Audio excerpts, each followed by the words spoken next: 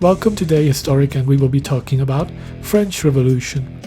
Many of its ideas are considered fundamental principles of liberal democracy. Its values and institutions remain central to modern French political discourse.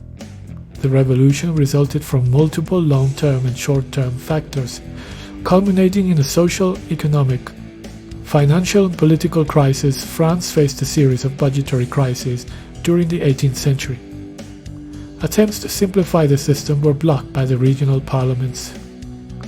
The resulting impasse led to the calling of the Estates General of 1789. Enlightenment critiques of social institutions were widely discussed among the educated French elite. Paris ruled that the Estates General should convene in the same form as in 1614. This meant that the three estates, the clergy, nobility and third estate or commons, would meet and vote separately. As a result, the clergy and nobility could combine to outvote the third estate despite representing less than 5% of the population. Third estate declared itself to be the National Assembly of France and that all existing taxes were illegal. The king agreed to a reform package that he would announce at a royal session of the Estates General on 17 July. Louis XVI visited Paris accompanied by 100 deputies. He was greeted by Jean Sauvin Bailly and accepted a tricolor cockade, however. It was clear power had shifted from his court. The short-lived unity enforced by a common threat quickly dissipated. Deputies argued over constitutional forms, while civil authority rapidly deteriorated by mid-1790. The main elements of a constitutional monarchy were in place, although the constitution was not accepted by Louis until 1791. Food shortages and the worsening economy caused frustration at the lack of progress and led to popular unrest. The period from October 1789 to spring 1791 is usually seen as one of relative tranquility, when some of the most important legislative reforms were enacted, however. Conflict over the source of legitimate authority was more apparent in the provinces, where officers of the ancient regime had been swept away. Centrists, led by Sieyès, Lafayette, Mirabeau and Bailly, created a majority. The assembly continued to develop new institutions. In September 1790, the regional parliaments were abolished and their legal functions replaced by a new independent judiciary. The traditional force for preserving law and order was the army, which was increasingly divided between officers, who largely came from the nobility, and ordinary soldiers. New laws were gathered together in the 1791 constitution and submitted to Louis XVI, who pledged to defend it from enemies at home and abroad. The Legislative Assembly is often dismissed by historians as an ineffective body. Compromised by divisions over the role of the monarchy, Louis attempted to prevent or reverse limitations on his powers.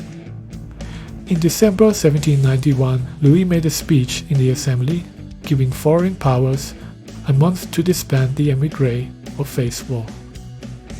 On 20 April 1792. On 22 September, the Convention replaced the monarchy with the French First Republic 1792-1804. The next few months were taken up with the trial of Citoyen Louis Capet. The French Revolutionary Wars began when French armies attacked Austrian and Prussian forces along their borders. Formerly Louis XVI conservatives across Europe now called for the destruction of revolutionary France. On 2 June, the convention was surrounded by a crowd of up to 80,000, demanding cheap bread, unemployment pay and political reforms. Although the coup failed, on 10 June, the Montagnards took over the Committee of Public Safety. Meanwhile, a committee led by Robespierre's close ally Saint-Just was tasked with preparing a new constitution. Completed in only 8 days, it was ratified by the convention on 24 June and contained radical reforms, including universal male suffrage. As many as 117,000 died between 1793 and 1796. The extent of the repression that followed has been debated by French historians since the mid-19th century. Augustin Robespierre was executed on 28 July 1795. The law of 22 prairial was repealed.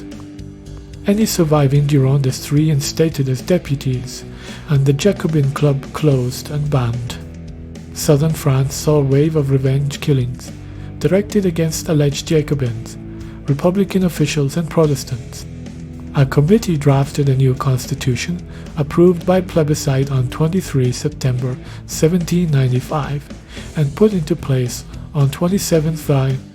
Largely designed by Pierre Donnan and Boissy Danglars, it established a bicameral legislature.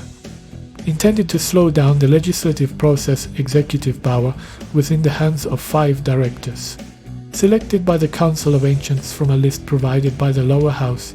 With a 5-year mandate, deputies were chosen by indirect prior to 1797.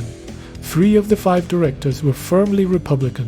Barras, Rebellier-Lipault, and Jean-François Aubert. The elections of May 1797 resulted in significant gains for the right. The role of ideology in the revolution is controversial, with Jonathan Israel stating that the radical Enlightenment was the primary driving force of the revolution.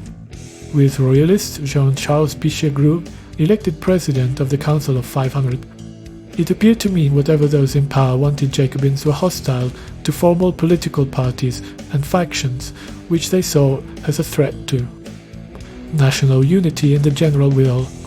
While all revolutionaries professed their devotion to liberty and principle, in December 1793, to determine whether they were men of virtue, the revolution initiated a series of conflicts that began in 1792 and ended only with Napoleon's defeat at Waterloo in 1815. All members of the Jacobin clubs were subject to a purifying scrutiny. It was a different kind of war, fought by nations rather than kings, intended to destroy their opponents' ability to resist, but also to implement deep-ranging social change in 1789. The most populous French colonies were Saint-Domingue today, Haiti, Martinique, Guadeloupe, the Ile Bourbon Reunion, and the Ile de la France colonial products accounted for about a third of France's exports. Colonial landowners also gained control of the Colonial Committee of the Assembly, from where they exerted a powerful influence against abolition.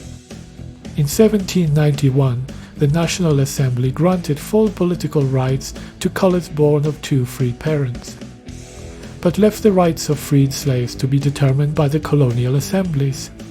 The colonial assemblies refused to implement the decree, and fighting broke out between the coloured population of Saint-Domingue and white colonists, each side recruiting slaves to their forces.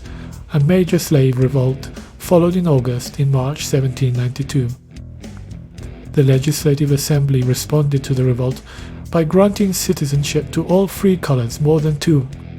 0 newspapers were founded, 500 in Paris. Alone newspapers were read aloud in taverns and clubs, and circulated hand to hand. The guillotine remains the principal symbol of the terror. In the French Revolution, La Marseillaise became the national anthem of France. The guillotine became a part of popular culture and historic memory. It was celebrated on the left as the People's Avenger, and cursed as the symbol of the terror by the right. Cockades were widely worn by revolutionaries beginning in 1789. Olympia du Gouges was an author whose publications emphasized that while women and men were different, this should not prevent equality under the law. She insisted women deserve rights, especially in areas concerning them directly, such as divorce and recognition of illegitimate children. Along with other Girondists, she was executed in November 1793. During the terror, Madame Roland, as another important female activist whose political focus was not specifically women, but other, the revolution is often seen as marking the start of modernity and the modern period.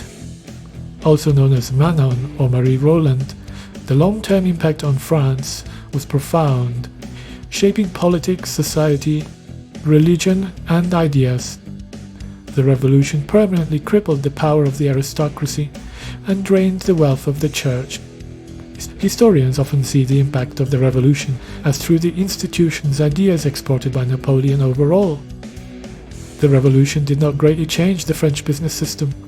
France invaded Switzerland and turned it into the Helvetic Republic. The Kingdom of Denmark adopted liberalizing reforms in line with those of the French Revolution, and probably helped freeze and place the horizons of the small business owner. The Constitution of Norway of 1814 was considered to be one of the most liberal and democratic constitutions. First writings on the French Revolution were near contemporaneous with events and mainly divided along ideological lines. From 1815, narrative histories dominated, often based on first-hand experience of the revolutionary years. By the mid-19th century, more scholarly histories appeared, written by specialists and based on original documents from the 1990s. Western scholars largely abandoned Marxist interpretations of the revolution in terms of bourgeoisie, proletarian class struggle. No new explanatory model has gained widespread support. The historiography of the revolution has expanded into areas such as cultural and regional histories, visual representations, transnational interpretations, and decolonization. Thanks for watching the video. See you next time.